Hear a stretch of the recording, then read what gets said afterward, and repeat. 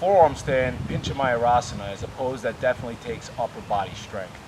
I like it because you have your forearms on the ground and you have more of a foundation than when you start to get in your handstand posing.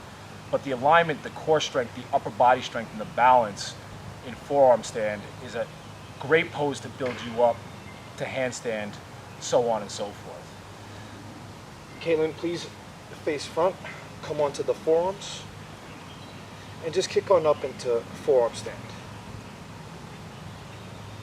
So Katelyn has amazing core strength here, amazing balance. She's making the pose look simple. But the gaze is down between the hands, and you want your feet to be aligned over your hips and your body. So your center of balance is always going to be between your foundation and the upper part of your pose. Now, when you're here in the pose, you can start by gazing down, have a curve in the back, but see if you can straighten it out a little bit. So definitely both are acceptable here.